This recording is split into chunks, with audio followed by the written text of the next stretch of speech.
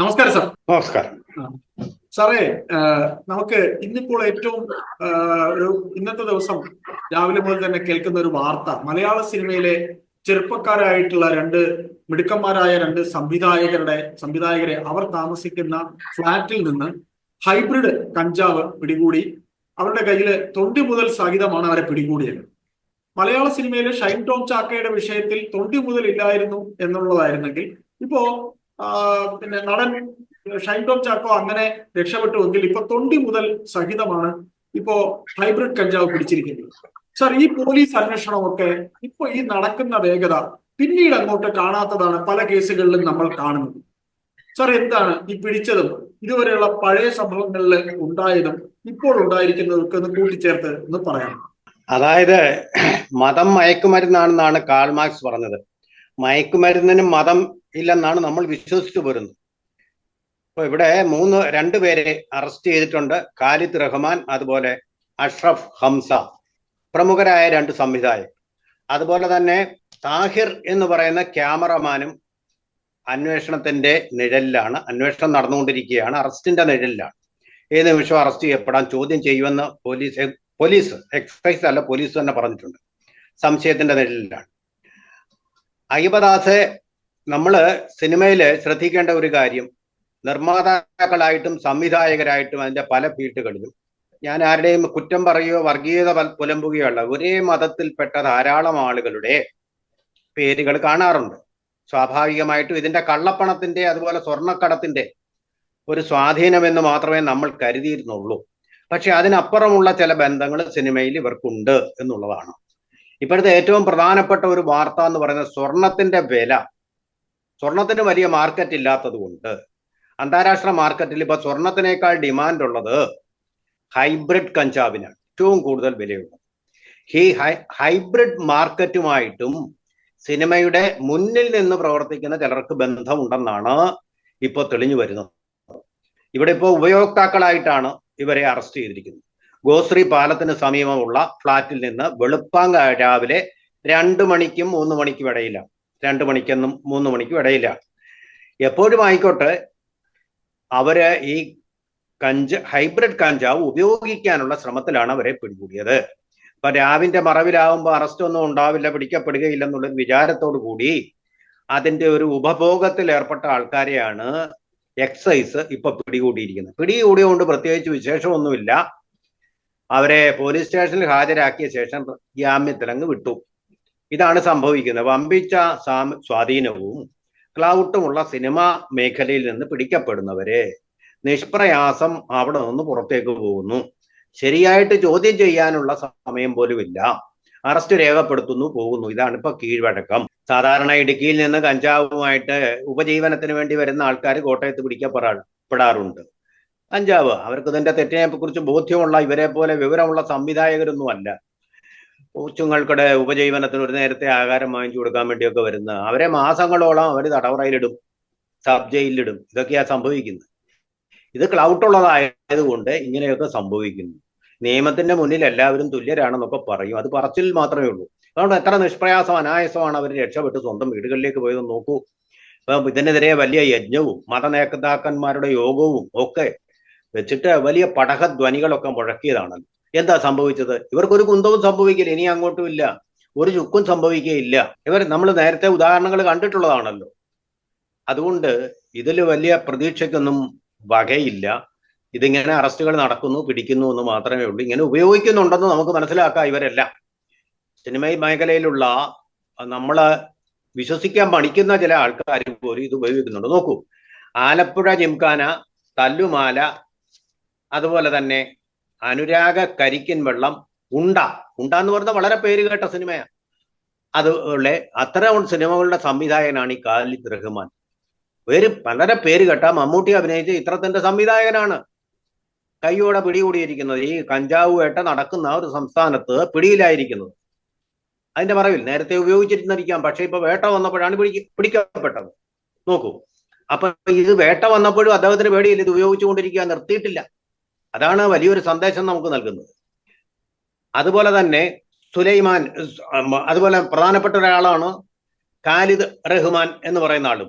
ഖാലിദ് റഹ്മാന്റെ കാര്യമാണ് ഇപ്പൊ പറഞ്ഞത്. അതുപോലെ തന്നെ അഷ്റഫ് ഹംസ വളരെ പ്രധാനപ്പെട്ട തമാശ തുടങ്ങിയ ഭീമന്റെ വഴി തുടങ്ങിയ സിനിമകൾ സംവിധാനം ചെയ്ത ആളാണ് അദ്ദേഹം. അതുപോലെ വേറൊരു സിനിമയാണ് സുലൈഖ മൻസിൽ, അത് കുറച്ച് പേരെടുത്ത സിനിമയാണ് സുലൈഖ മൻസിൽ. ഈ സിനിമകളൊക്കെ സംവിധാനം ചെയ്ത ആളാണ് അദ്ദേഹം. അപ്പൊ മറ്റുള്ളവരെ ശരിയായ വഴിക്ക് നയിക്കേണ്ട ഉത്തരവാദിത്തമുള്ള സമൂഹത്തിലെ ബുദ്ധിജീവികളാണ്, അല്ലെങ്കിൽ അവര് കലാകാരന്മാരാണ് ഇവര് തന്നെ വഴിപഴച്ചു പോയാല്, ചങ്ങലയ്ക്ക് തന്നെ ഭ്രാന്ത് പിടിച്ചാല്, വേലി തന്നെ വിളവ് തിന്നാൻ തുടങ്ങിയാല് കേരളത്തിന്റെ ഗതി എന്താവും? ഇവർ ഈ സിനിമകളിലൂടെ പറയുന്ന കാര്യങ്ങളൊന്നും അല്ല സ്വന്തം ജീവിതത്തിൽ ചെയ്യുന്നത്. ഇങ്ങനെ ചെയ്യണമെന്നല്ല പറയുന്നത് സൂക്ഷ്മാംശത്തിൽ. പക്ഷേ ഒരു പൊതു തിന്മ എന്ന് കേരളം തിരിച്ചറിഞ്ഞ് അതിനെതിരെ കുട്ടികളെ, സമൂഹത്തെ ഉദ്ബോധിപ്പിക്കാൻ ശ്രമിക്കുമ്പോൾ ഇവർ തെറ്റായിട്ടുള്ള മാതൃകകൾ പിന്തുടരുന്നു. അത് എത്ര ഭീതിതമായിട്ടുള്ള ഒരു ചിത്രമാണ്, എത്ര ഭീകരമായിട്ടുള്ള ഒരു ചിത്രമാണ്. അത് തീർച്ചയായിട്ടും അതുകൊണ്ട് തന്നെയാണ് മതനേതാക്കന്മാരെ കൂടി വിളിച്ചിട്ട് മുഖ്യമന്ത്രി സമ്മേളനം നടത്തിയത്. തങ്ങളുടെ സമുദായത്തിൽപ്പെട്ട ആളുകളാവുമ്പോൾ അവരെ ശിക്ഷിക്കാൻ പാടില്ല എന്നുള്ള ഒരു നിർബന്ധം മത നേതൃത്വത്തിനുണ്ടാവാം, മതമൗലികവാദികൾക്കും ഉണ്ടാവാം.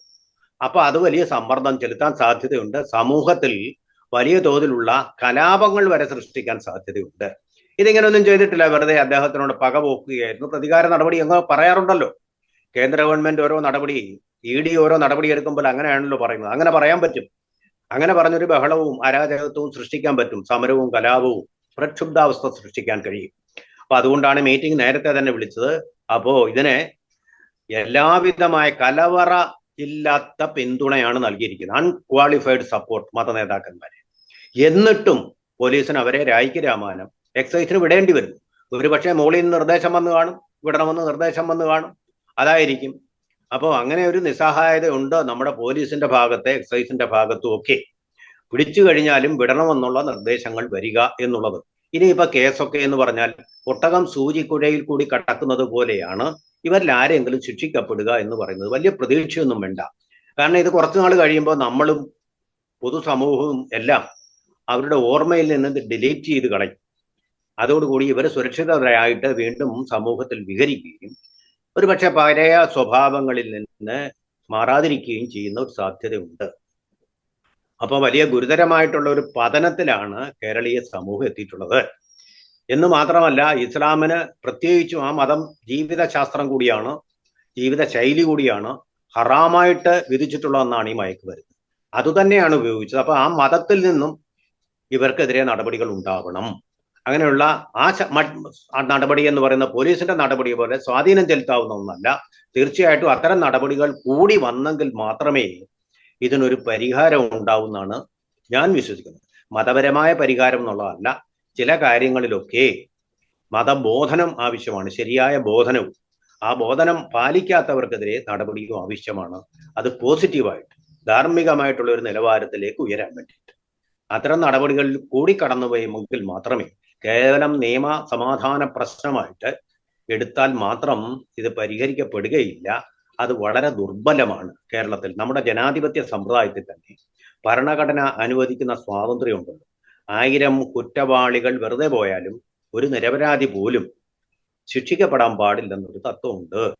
അതുകൊണ്ട് തെളിവുകളൊക്കെ ഹാജരാക്കുക എന്ന് പറയുന്നത് വളരെ വളരെ സമർത്ഥമായി ചെയ്യേണ്ട ജോലിയാണ്. അവിടെ ഏതെങ്കിലും ഒരു പഴുതുണ്ടെങ്കിൽ ആ പഴുതിലൂടെ രക്ഷപ്പെടാൻ കഴിവുള്ള, വക്കാലത്ത് സംഘടിപ്പിക്കാൻ കഴിവുള്ള ആൾക്കാരാണ് ഇവരൊക്കെ എന്നുള്ളൊരു ബോധ്യവുമുണ്ട്. അപ്പൊ തുടക്കം തന്നെ രായ്ക്ക് രാമാനം അവരെ വിട്ടു, പകലായപ്പോഴത്തേക്ക് അവരെ വിട്ടു കഴിഞ്ഞിരിക്കുന്നു മണിക്കൂറുകൾക്കകം. അപ്പൊ അവര് നാണക്കേടിൽ നിന്ന് ഒഴിവായിട്ടുണ്ട്, ജയിലിൽ കിടക്കുന്നില്ല, വാർത്തയല്ലാതായി കഴിഞ്ഞത്.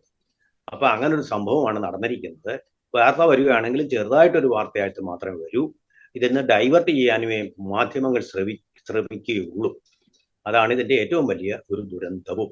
അല്ല സാർ, ഇതില് ഈ ഇപ്പൊ നമ്മൾ കണ്ട ഈ അറസ്റ്റ് നാടകം മുഖ്യധാരാ മാധ്യമങ്ങൾ, ചാനലുകളൊക്കെ വാർത്തയാക്കിയിട്ടുണ്ട്. സാർ, ഇതുപോലെ പല കാര്യങ്ങളും സർക്കാർ ഈ പറയുന്ന, എനിക്ക് തോന്നുന്നു പോലീസിനെ നമുക്ക് ഇവിടെ കുറ്റം പറയാൻ കഴിയില്ല. അവരെ സംബന്ധിച്ച് അവർ ആദ്യം ചെയ്യേണ്ട കാര്യമല്ല അവർ ചെയ്യുന്നുണ്ട്.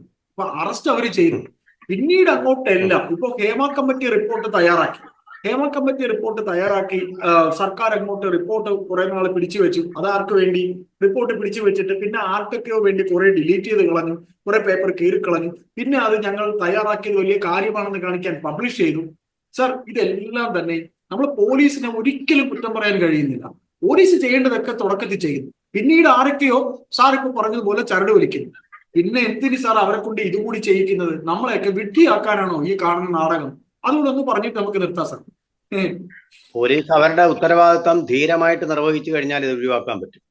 മുകളിൽ നിന്നുള്ള യജമാനന്മാർ ഫോണിൽ വിളിച്ചു പറഞ്ഞാൽ ഉത്തരവുകൾ അനുസരിക്കേണ്ടതില്ലെന്ന് നേരത്തെയുള്ള മുഖ്യമന്ത്രി പറഞ്ഞിട്ടുള്ള ഒരു കാര്യമാണ്. അതായത് എഴുതി കിട്ടണം, രേഖാമൂലമായി കിട്ടണം.